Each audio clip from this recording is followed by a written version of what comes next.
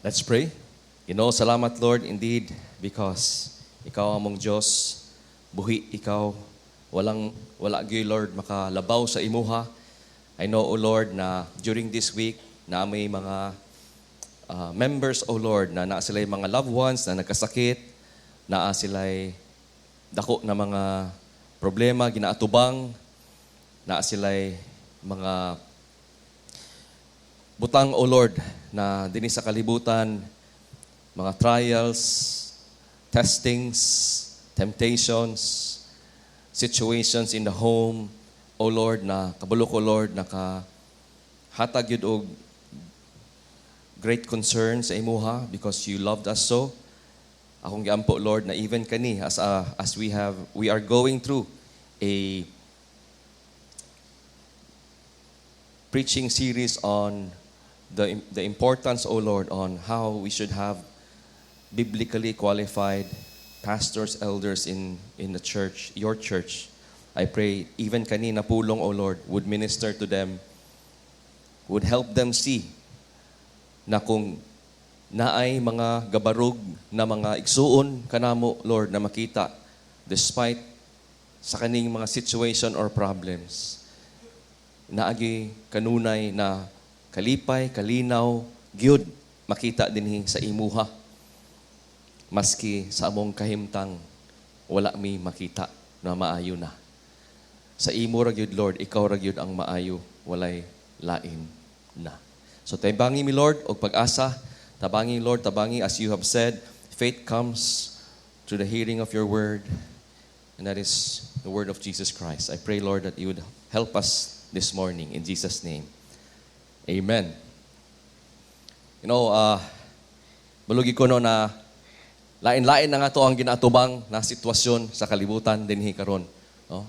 And still akong sure hope, no, na ang pulong sa Dios sufficiente, no? Sufficient kani siya, relevant ni siya na makahatag sa ato og paglaom, no, og pagtuo even as we go and listen. May this word of God give us hope.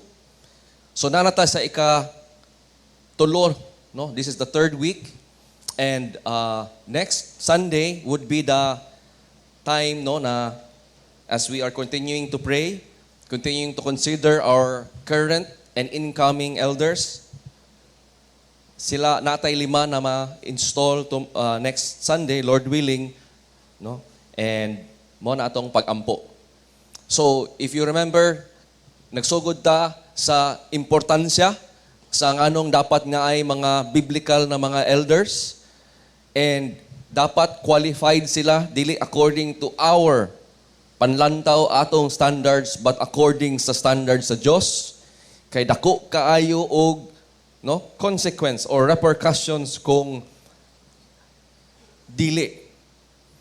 And last Sunday atong gi-highlight, no, kay kung ang above reproach dapat walay maisaway sa ilaha na mga elders, pastors, no, sa ilang kinabuhi na atong gakita na mga prutas, ebidensya sa ilahang paglakaw sa Dios, no, sa ilang pagtuo sa Dios. Then kanitanan, no, so that's why we spent one whole hour on just that. And karon atong tan-awon, no, may I remind you, no, na kanang atong pag-ingon na walay maisaway sa ila, dili na pasabot, walay sala, no? Wala gyud sala na sukad na buhat sa ilang kinabuhi, or wala na sala na pwede nilang mabuhat kay pwede pa man, no, naamang gyud possibly, but sa karon sa pagpadayon sa ilang kinabuhi, wala natay kasaway. Maski nakasala sila, ang ilahang pagresponde sa Dios dili man nato masaway. No? Gatuman man, gahumble down man, dili man imbis mo kaging mugahi ang kasing-kasing, gakabuak na manoon sa mot ug gakaduol na manon sa Ginoo imbis gapalayo, no? And so that's the key, no, na atong pagsabot sa above reproach, na dili na to pasabot walay sala, not sinlessness but blameless, no? A kind of holy living na giauhag sa tanan katawhan sa Dios. So kung ang pinakadako na importante sa pag-lead sa usa ka pastor or elder is leading by example, then even sa katong na time na napandol nakasala, how does he respond?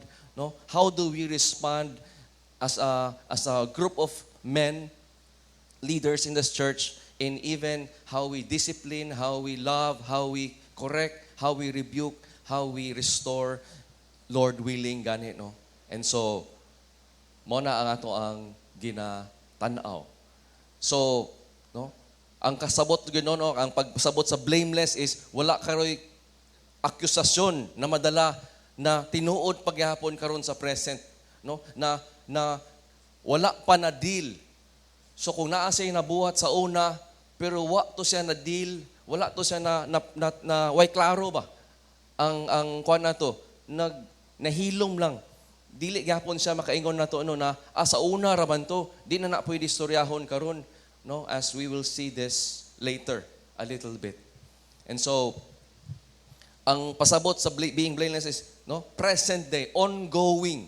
Dili pasabot sa unang panahon okay kayo, and then karon kakahiwi na, pero muingon lang ta na sa una maay man na siya, pasensyahin na lang siya karon. No, it's a current ongoing walk with the Lord, na walay tay blameless siya, above reproach siya. Mo na importante kayo nato masabtan. So karon, as we will go through, look at verse 2, and Lord willing mahuman na gyud ni sa next Sunday ang verse 3 and 4. Kabalo ko dili to mahuman gahapon ang 13 qualification. Hinumdumi na kani sila dili ni siya mga kanang external lang na ginabuhat, kundi moral ni siya or spiritual characteristic ang karakter sa usa ka tawo ni. Dili lang ni simple ginabuhat, dili lang ni siya simple status, pero karakter kani, moral and spiritual character ni sa tao, yahaning pagkatao na gyud. Kung nagtuo kita, na kung nagtuo ta sa Dios, gibanhaw ta niya, ihatang gihimo og gikan sa patay, karon yatang gibuhi, kitagaan ta niya gikan og kasing-kasing na bato, kitagaan ta niya og kasing-kasing na flesh, gibag-o ta niya, and giauhag ta to be transformed by the renewing of the mind, na ay kabag-uhan sa atong ugali, sa atong karakter, sa pagkatao, na makita gayud kung kita nagtubo sa pulong sa Dios sa pagtuo. So this is moral and spiritual characteristics. At the same time, as we will go through this, ayaw og hunahuna na pwede na ang usa, pwede wala ang uban. Okay? Pwede naa siya daghan, pero pwede wala. Tuhog yun ni siya. Makita nato later ang wisdom sa Ginoo na kani siya tanan, tuhog ni siya. Connected ni siya tanan. Dili ta makaingon na pwede man na siya 1 to 12, pwede na ni walay 13. Laktaw lang ning 4. Naagyud ni tanan dapat, This is kailangan. So let me say na this is not something na mabuhat sa tao alone, because prutas kani siya sa pagtuo kanato sa Ginoo. And the fruit of the Spirit, makita gyud nimo connected na siya na ay kung usa ka tao is led by the Spirit, is filled by the Spirit, obeys and trusts and loves the Lord, then naa siya'y bunga siyang kinabuhi na makita nimo love, joy, peace, patience, kindness, goodness, faithfulness, gentleness, and self-control. And makita na nimo na naanay mga karakteristik naadya tanan. And so, ingon si Jesus, dili nato ni siya mabuhat on our own, apart from Him, but it is someone na gapuyo, gakaginabuhi every day, na ga-abide kang Kristo Jesus. And abide means ga-live, living in Jesus Christ. So every day, if I live in Jesus Christ, if I follow Jesus Christ, if I live with Jesus Christ, He is with me, He is in me, then I bear these fruits, much fruit. And apart from Him, dili nato ni mabuhat. That's why importante kayo na ang atong ipangpilion na mga leaders of the church are those who are abiding in Christ. Dili sa maayo sa mga abilidad, pero wala, and then, sige na lang, and then, dito na din ang problema. So verse 2 says, therefore, ang usa ka elder, overseer, pastor must be above reproach, blameless, and kanina ito, atong sugdan, husband of one wife, mutanaw taog, unom kabok, sober-minded, self-controlled, respectable, hospitable, able to teach. So ang mga essential Christian characteristics of an elder or pastor is, number 1, the husband of one wife. And I hear this usually sa mga introduction, no? Usara kong bana, no? Usually sa pag mo introduce na og mga new speakers, no? But naagi din na siya kon lang, no, na kung pwede na to sabto na sakto, pero naa pa na siya kuan na dili lang na siya kanang status, marital status, kanang mag-fill in bitaw tag form, unsa ka? Single, married, no? Available or widow, no? And so gano man. Kaya kung dili na to ni siya matuhog, kabalutan na ongoingly na all you need just to do is look it up in the internet. Usually daghan kay mga abuso sa simbahan, mga simbahan that has something to do with sexual immorality. So pwede no, makahuna-una lang sa dili lang din siya giuna ni Pablo after you were supposed to be blameless, above reproach, giuna din niya ning pinakauna that we must be blameless, na that we would have this man would be a husband of one wife. Kay kung dili ni siya seryosohon ato lang ning labyan, we already have an ongoing epidemic sa mga daghan simbahan, dili lang sa evangelical churches, no? But we know that this is a plague even sa mga clergies. Tanan. And so, daatay sexual abuses is going on, and dili di ni siya pasabot marital status. You see, kung marital status lang, daghan na kayo pasado ani mulabay na ta. Minyo ka, check, okay, pwede na. No, dili ni siya marital status. Ngano makaingon ta? Because mismo ang naghatag ani na pulong gikan sa Dios, dili siya minyo. So kung nihatag ani na qualification si Pablo, disqualified na siya diretso kung marital status ni siya, no? Kay single man siya.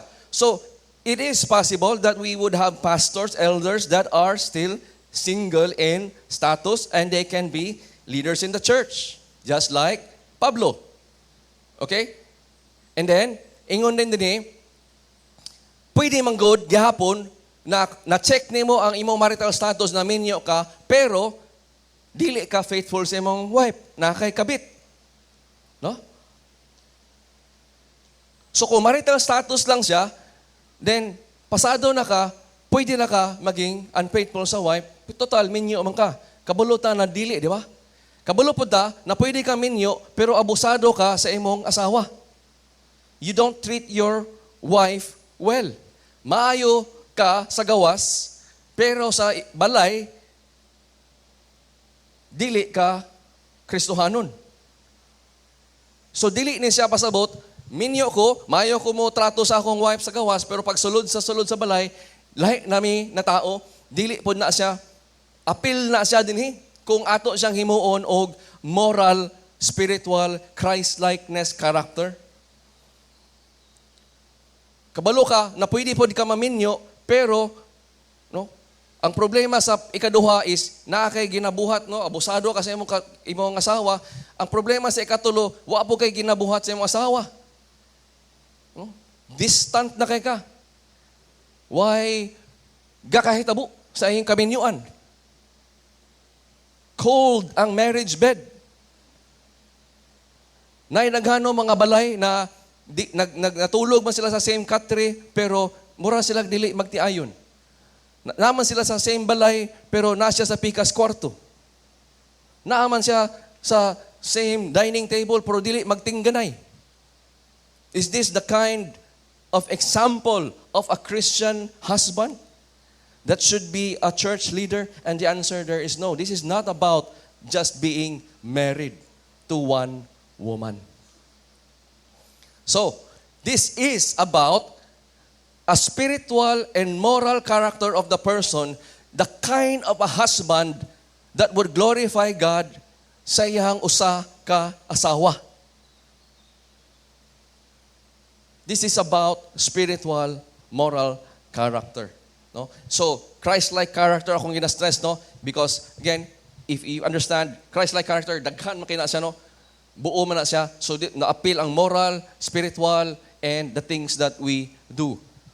Gano'ng makaingon ta na? Well, if you think back sa unsa ni siya, ganong gi-address ni Pablo, remember, existing na simbahan sa siyudad sa Ephesus, na ay problema ang simbahan sa Ephesus, has something to do with their leaders, no, leadership problem, and then nagkayagaw, kalat na sa tanan, sa ubandaghan mga membro. And so kaning siyudad sa Ephesus, di ba, Roman city man na siya, dako kay na siya na siyudad, and grabe ang immorality, grabe ang sensuality, and ani na time. Gasiris man ta sa Ephesians, makita na nimo sa Ephesians 4:19, no?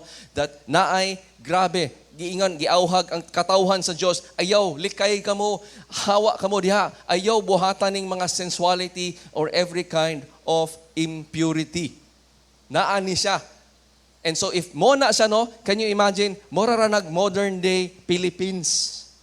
Na grabe, all over, you see that our culture is highly sexualized.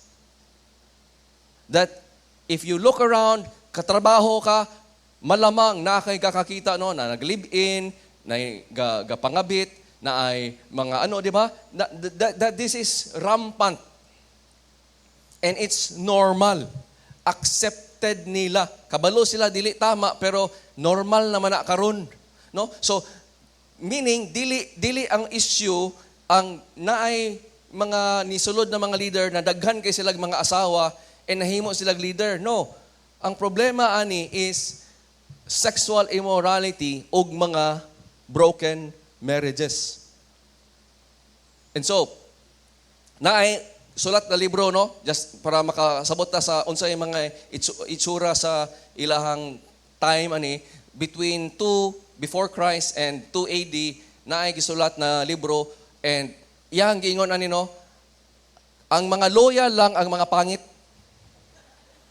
Di ba kadungog na tani karon, no? Naatay sikat kay nakantas Pilipinas, humanap ka ng pangit. Dili lang na si Andrew nung kahuna na, no? Ang maloyal lang daw kay, wa may mo patol daw. So grabe gyud ka normal sa una, ila ang mga pangit lang di patulan. So sila lang daw ang napilitan na maging faithful or loyal. No? And so, siguro si Andrew nakarealize na, sa ingon siya, apila pod me. Pero nakita na to, no? Na it's really something that's breaking our heart because last year, di ba, anad kita sa Hillsong na songs in the past, last year of this same month, March, ni-resign ang ilahang head pastor for a long time. Ang founding pastor man nila it's the father. And siya din ang that took over, no, for and niabot og ingani lugar ka daghan gid kay na-bless sa Hillsong ministry, di ba? But the sad fact is that we have this, no, na nag-resign siya. Nganong nag-resign siya? Because nagawas na mga issue, inappropriate conduct na seryoso kayo. Naasa usa ka article sa Reuters ingon, no, na it was something to do with women. And you have to understand na duha man to iyang na sa ilang investigation, ang una daw is naa siya mga gina-text sa usa ka babae na dili daw appropriate because minyo man siya. And then ikaduha dayon is gikan siya sa usa ka church conference, nakainom daw siya og nag-take daw siya og medicine, and then nalipong daw siya, wala daw siya kasabot, nanuktok siya sa laing kwarto sa hotel, babae ang sulod, nisulod siya dito for 40 minutes. No? And then, the issue was done 2019, o karon metabo last year lugar na resign siya. So we see no, in Christianity today, they have also, no, dili lang gyud ni, no, na ang tao gabuot ani, you can really see the wisdom of God. Na ingon diha, no, sa Christianity Today article said, we need leaders that are not just about charisma, di ba? Dili sa kaning effective kayo makahakot og daghan, kundi leaders who have character. And talking about Christian character, basic sa tanan. Di ba? Basic na basic, how deadly it is if wala na sa nabutang nato na mga church leaders. And so, ang painful lesson ani ba na nakita nato is that we really need to see that the Word of God is far better than our words, experience, wisdom, even our preference, kung kinsay atong nakita na angay. Ang qualifications yun sa Diyos ang atong ipalabaw before anything else. This is about character, no? Basic. 1 Thessalonians 4 tells us, this is the will of God. Ang ato ang sanctification. Sanctification, becoming more and more holy, like Christ. Becoming more like Christ. That, unsa man, ato tang i-abstain ang sexual immorality.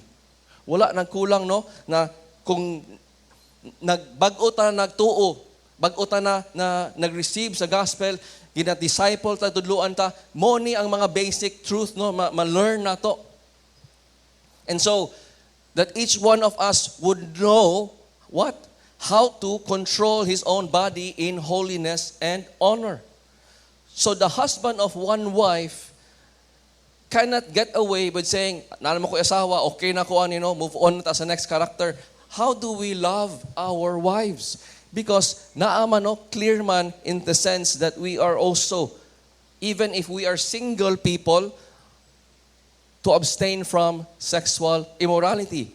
And if we are married, kabaluta na naay, no, in Ephesians 5:21, pulong sa Diyos nang ingon nato, submit to one another out of reverence for Christ.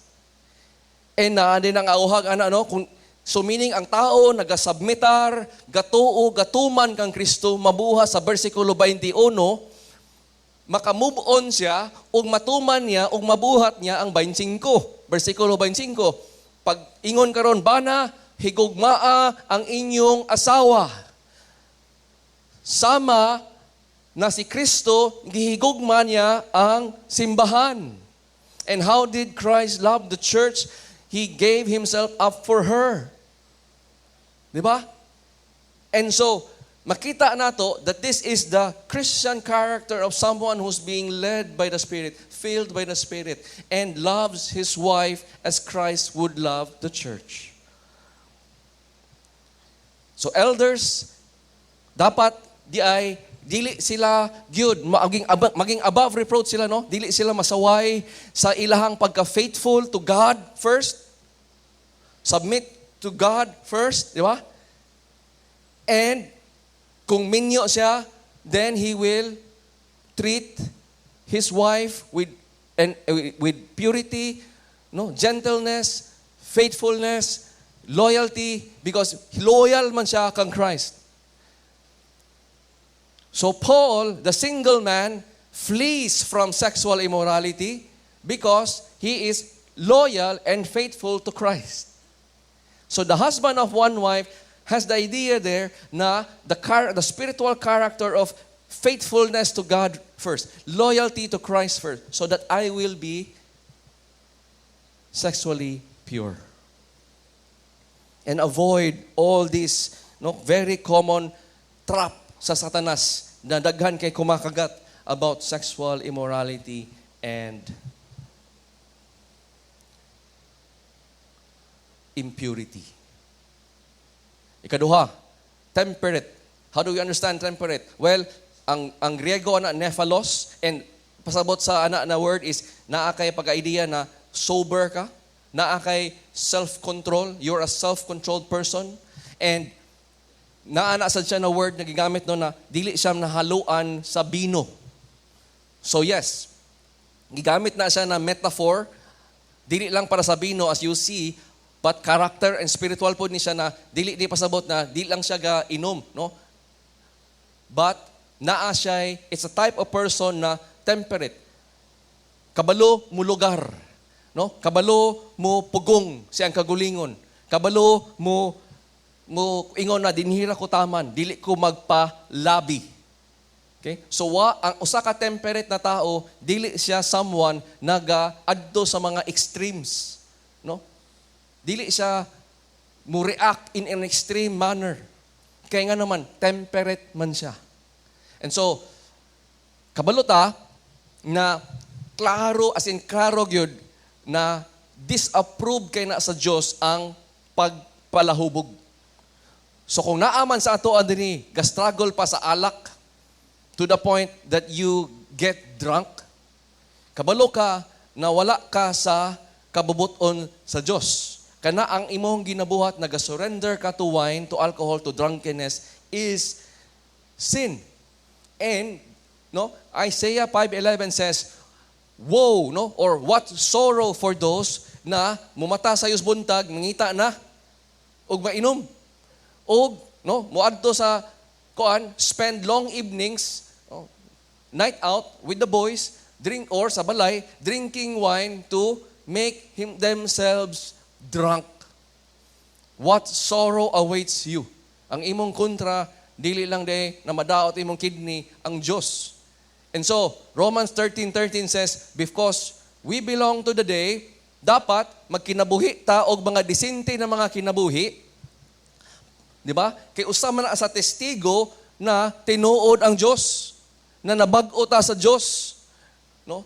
And ano naman, so ingon siya, unsa may usa ka ebidensya na naa na kay bag-ong kinabuhi, then naging disente imong kinabuhi, then dili ka apil-apil na sa mga things in the darkness, wild parties, drunkenness, apil po din, no, sexual promiscuity, and immoral living or quarreling and jealousy.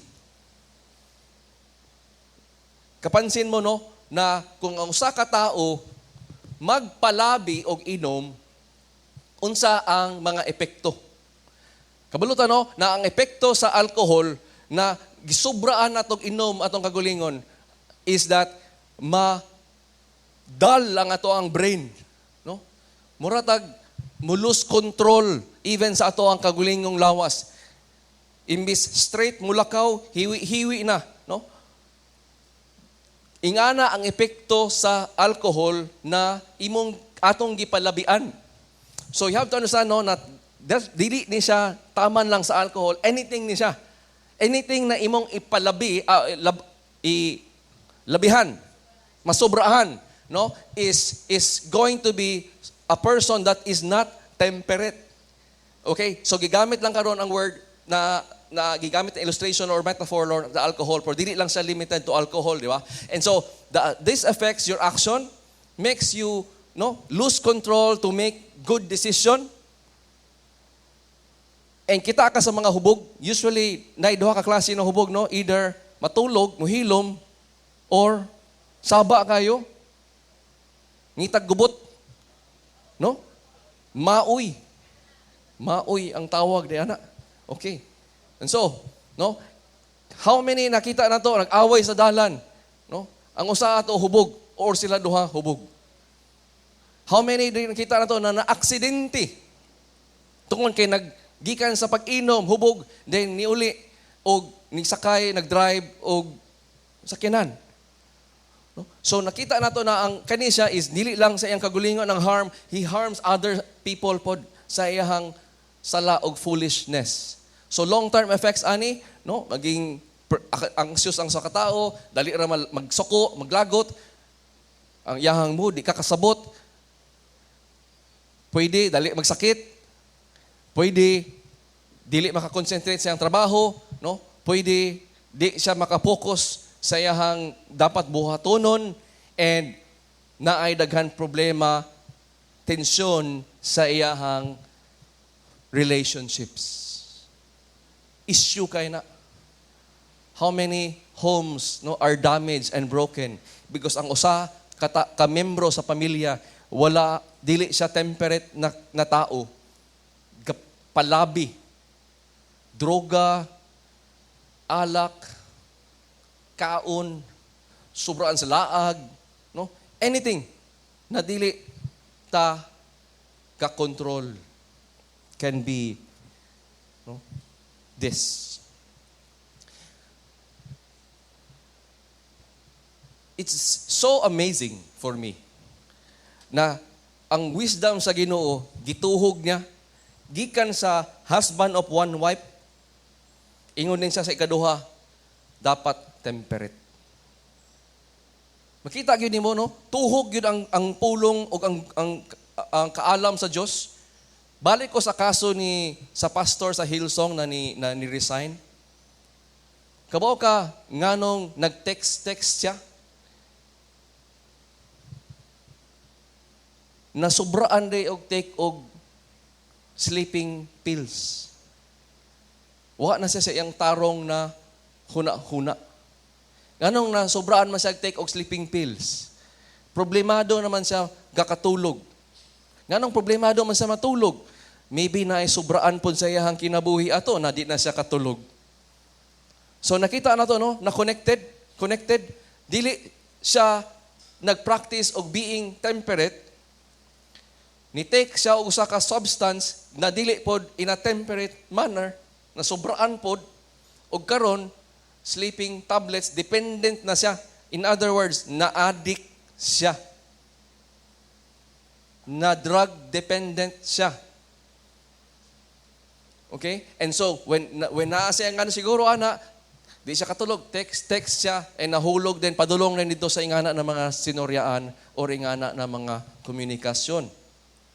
Nakita po nato that the second complaint was related to this first two qualification. Dili lang dahil siya sa sleeping pills sobra, nagapasobra po dahil siya sa alak. And so, katong nisulod siya sa lain kwarto, sa lain na noktok, sa lain hotel, room, is naa siya sa iyang anti-anxiety medicine na dependent na siya. At the same time, ihapag yung gidungagan og alcohol. Wa na siya siyang tarong huna-huna. Or maybe isog na gigay siya, wa na siya nabati na inhibition. Tok-tok siya. Abrihan. Sikat man siya. Kipasulod. And then, problema. So you see, dili lang ni siya na one pwede usa na wala. No, we must see all of this as tuhog, connected. And this is not only about alcohol, drugs, it's everything. This is the Christian character that are you a temperate person just as Christ is temperate, so should we. That we would practice self-control, self-denial, over all areas of our life. Even limiting freedom. Dili magpalabi sa tanan. And so, ikatulo, when a person is temperate, let me paint more pictures. Naa siya, makita na to, na ang iyahang kinabuhi, iyahang lifestyle, makita nimo kontrolado iyang kinabuhi. Naay in a sense of balance. Walay, dili ta masaway, kay wa man say makita na napasagdan niya sa iyahang kinabuhi. Ang iyahang paghuna-huna is he remains alert. Nga naman, unmixed with wine man siya. Dili man siya addict sa anything. So, di ba? Ang atong idea of being vigilant, dili ta magkuan is has an idea na dapat dili tagapalabi mo nang makaremain ta alert, watchful, vigilant, clear-headed.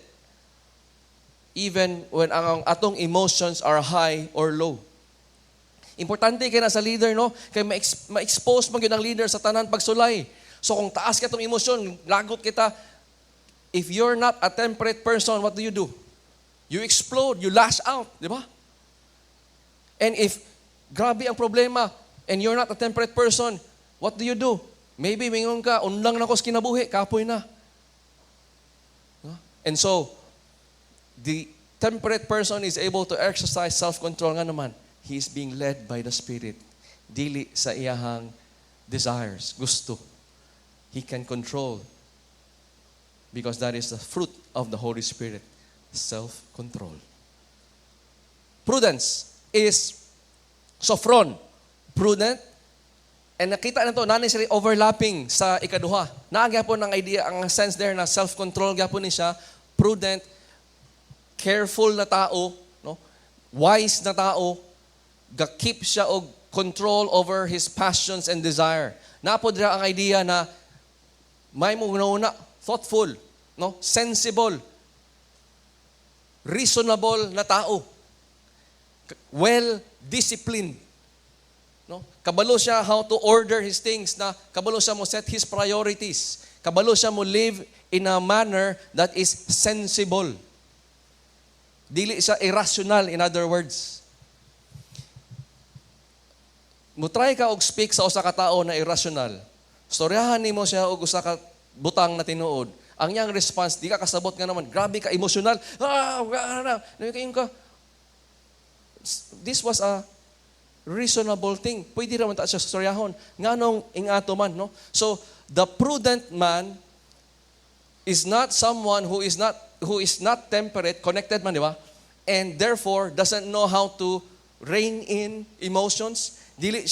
Kung taas kayo mong emotions, di po siya makahuna-huna na tarong. So, dili na siya karon mo behave in a sensible, moderate manner. Moderation man usap po na diri na idea. So, how do you see it? This would be the mind of someone na like Philippians 4:8. Whatever it is, brothers, whatever is true, whatever is noble, whatever is right, unsay tama lang, unsay sakto, unsay pure, unsay lovely in the eyes of God, unsay admirable, unsay excellent, unsay makahatag og praise sa Dios, think about these things. The prudent person is able, no? Kung dili ka prudent na person, permi ka na ay lain og paglantaw og pagtan-aw. Dili ka ingani no na murag ang imong huna-huna, dili nimo ma-take captive every thought. Wala man kay discipline, di man nimo makuha, di man ma-catch. Ka-overwhelm ka sa mga thoughts, emotions, and therefore leads you to reckless action. This is so important because as the Westminster Confession of Faith, usa na siya sa dugay na kay na classic kay na siya na kung ano na nagbarog sila sa daghan mga kamaturoran sa Biblia and gisulti nila. And ingon dara lugar usa no, daghan kayo mga butang sa kinabuhi regarding sa atong pagsimba sa Dios, sa ato ang pag-lead o pag-govern sa simbahan, no, sa atong na common ni sa tanan mga tao, na mga binuhatan og society which wala siya gi-specify sa Bible, pero tungod sa usa ka tao na nabag-o in nature, na nahayagan sa balaang espiritu, na makasabot sa pulong sa Ginoo, gasunod, live siya in a life, no, na sa general rules of the word, matuman niya the principles. It is the prudent man that applies everything, no, na iyahang nailhan kung kinsa ang Diyos. That's why sa atong discipleship building class we had, di ba? Knowing the living God. Because it is so key, everything out of that, na mo connect sa ato ang buhat. Example ako ani of a prudent man would be the wisdom na gihatag sa Dios sa usa ka hari named Solomon. And nasulat siya ani no in Proverbs 26:4-5. And this is just an example, no. Ingon siya, ayaw tubaga ang usa ka buang-buang, fool, according to his pagkabuang-buang, his foolishness, his folly. Kay basin mapariha ka sa iya. But in the next verse, ingon mo siya, tubaga ang usa ka buang-buang according to his folly, kaysa mahimo siya og wise in his own eyes. Meaning, in other words, na ay sitwasyon sa kinabuhi na the verse 4 is something you'll do, and some other situations na verse 5 is what you'll do. Imong barahon, imong konfrontahon, di ba? Imong tubagon. E napoy uban areas na di na pod nimo patulan. Kay wa man ni siya, I don't throw my pearls to pigs. Wa man gyapon na siya padulngan. Pero napoy other areas na ade climb, no? Kay kung usa ka wise, prudent man is able to discern na may foolish person who's acting like a fool, pero kung imong badlongon, kasabaan mo responde. The wise, prudent person can distinguish the two. Right? And so, moingon ka karon, nana na siya sa verse 4, murag, di na nato na siya, no? So, you see, in later in the New Testament, warn a divisive person, kasa kaduha. Kung dili gid siya, have nothing to do with him anymore. That sounds like Proverbs 26 verse 4. Right? But then, Matthew 18 tells us, if you see a brother who's doing sin, foolishness, confront him. Diba? And, if he repents, you have won a brother. Would be a verse 5 applicable. So, we really need, diba, proven, tested characters of men that we will appoint in leadership that would be displaying this kind of wisdom already. How do you get this wisdom? You don't get this wisdom apart from God, apart from walking, listening daily to God. Usa ni katao nagatubo gahamtong na prutas ebidensya siyang kinabuhi na gakakita nimo he is able to do and deal with leadership. Daghan kay leadership issues that would take this kind of wisdom, prudence. Next. Respectable. Unsa man ning pasabot sa respectable? Kosmion. And kosmion has the idea na nakuha na tong word from their cosmos, no? Something na the cosmos is something that's honorable, well-ordered, naatanan siyang lugar, proper, appropriate, angayan. Becoming, angayan. Naagi tao no na gusto siya maging leader, pero di siya angayan. And it has something to do with a collection, the whole entirety sa iyang pagkatao, sa iyang bindohatan, iyang linihukan, iyang nahibawan, o iyang ginastulti. Dili lang na siya sa usa. Na ay usa ka, the world, the business world will define it, and ingon sila, ang tawagan na is gravitas.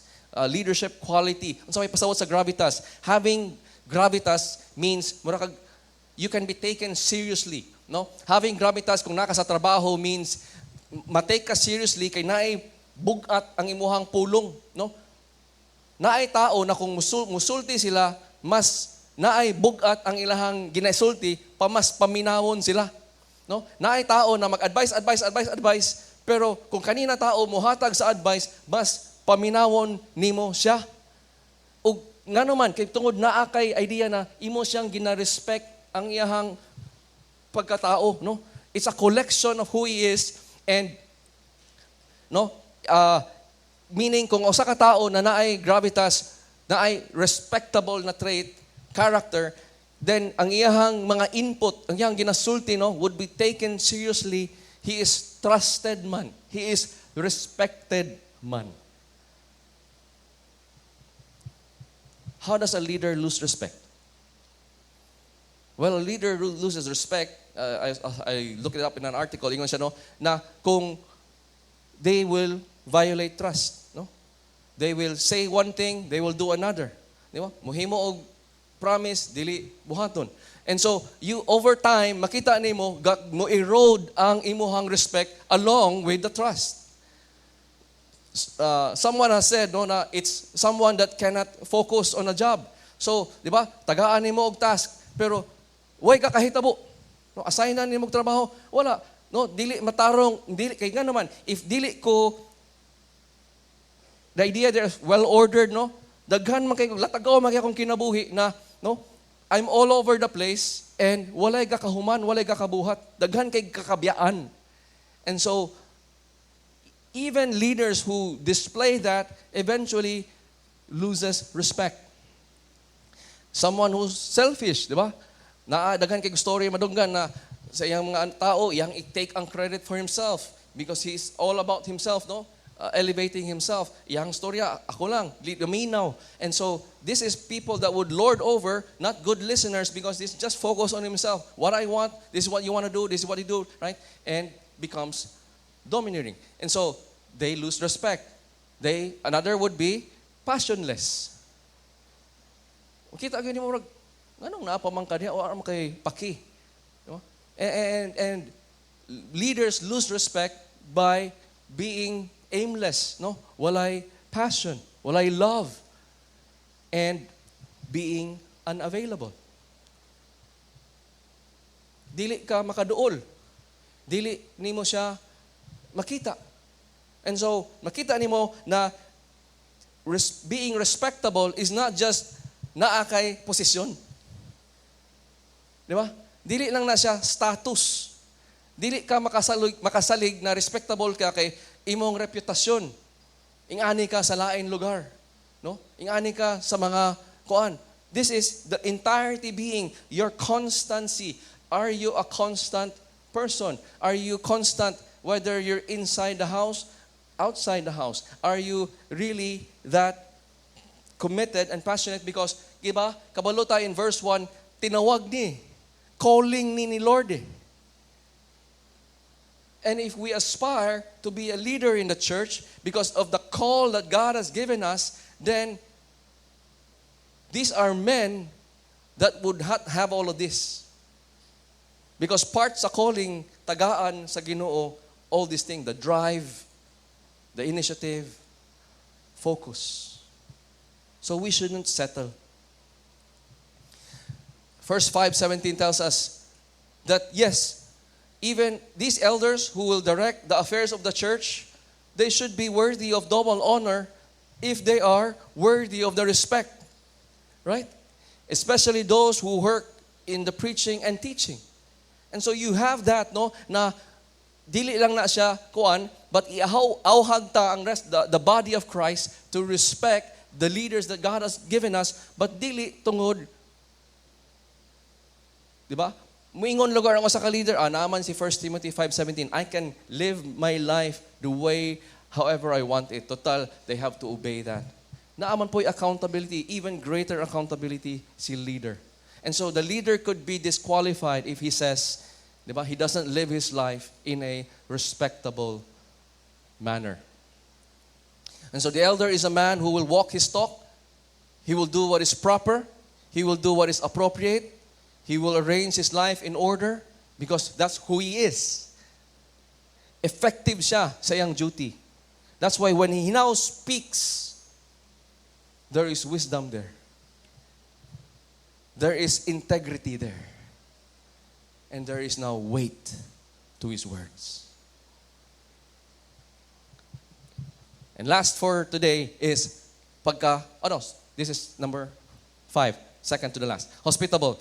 Okay, philoxenos, disposed to treat guests and strangers. So mga dili na siya pasabot, no, na ganahan kay ko mang-invite og bisita sa balay, hospitable na ko.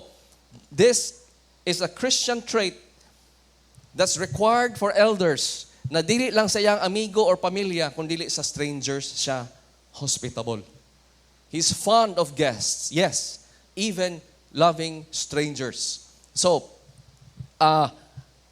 kabalo man tanong na naa sa Hebrews 13:2, do not neglect to show hospitality to strangers, among several other verses, but klaro naman kay dinhi na we are, even all Christians are supposed to do this, no? So that's why elders should be leading by example. So atong giauhag, no, na we would also practice hospitality when we would have guests, visitors in GCAF, that our elders would also be one of the primary hospitality team, no, in the sense of entertaining. So, no, muna siya. Because, well, takay malay, anghel na dito atong gipang entertain. And so, last, must be able to teach. Okay, so, Gi-remind naman to mo na this is a must. Dili ni siya optional. Gikan na sa verse, sa sugdanan sa verse. So, now, didacticon means skilled in teaching. Mo na siyang Greek word. That's why it say able in teach. So, naay idea na naay skill. Kabalo, mutudlo. Ang tanan, elders, pastors, mo ni ang required. Mo ni ang marked difference sa deacon. Two leaderships in the church, no? Elder and then deacons. Ang deacons, wala dinhi ang required that they must be able to teach. Dinhi na siya sa eldership. So it's great, no, to understand na gihatag sa Ginoo in leadership ni na command. That's supposed to be, Gideay, ang mga pastors or elders are to be involved in the teaching of God's people, in the teaching of God's word to His people here in the church. Tanan. And dili lang na siya sa pulpita, o sa pulpit, pero appeal po na siya sa uban areas of teaching. Now, that means that in order for a person to be effective, skilled in teaching, dapat solid o kasabot siya sa pulong sa Diyos how to handle the Word of God. Ingon pa diha sa giauhag sa Ephesians 5:17, work hard in the Word and teaching. 2 Timothy 1 verse 13, hold to sound words. This is regarding the elder pastor Timothy, no?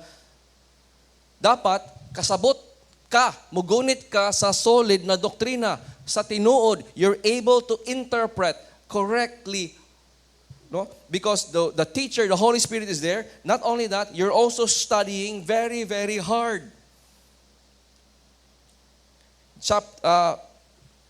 2 Timothy 2 verse 15, study to show yourself approved unto God. Dili ni siya kumpiyansa, no?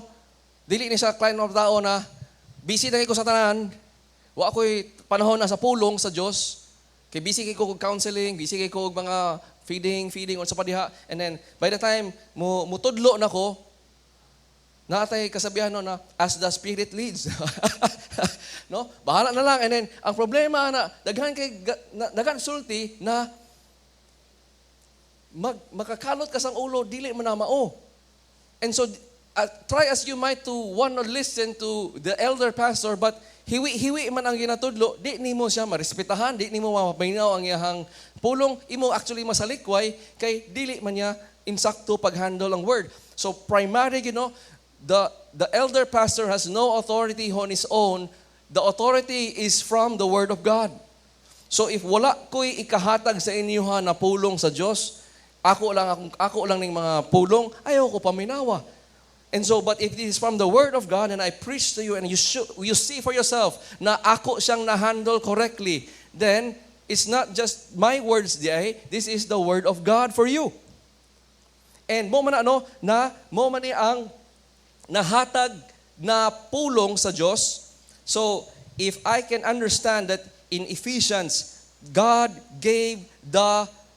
Jesus Christ gave the church, ang iyahang simbahan, mga gifts, mga tao.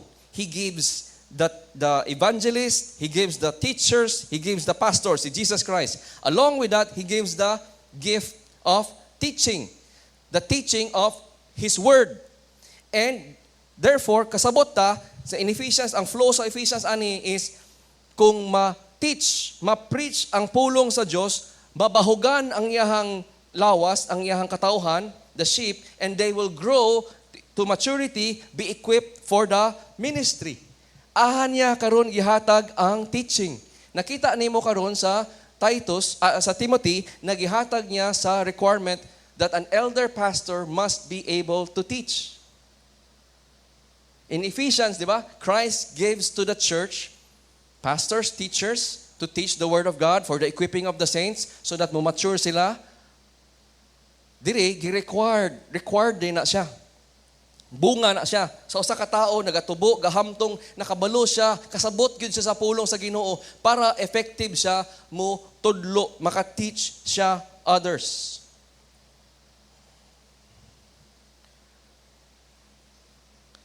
So, ayaw po siya i-disconnect na ang teaching, kabalo lang siya, motudlo, may siya mo basa, may siya mo sabot, accurate yung ginasulti, pero disconnected sa ugali-gali, pasado paghapon siya. Dili, di ba?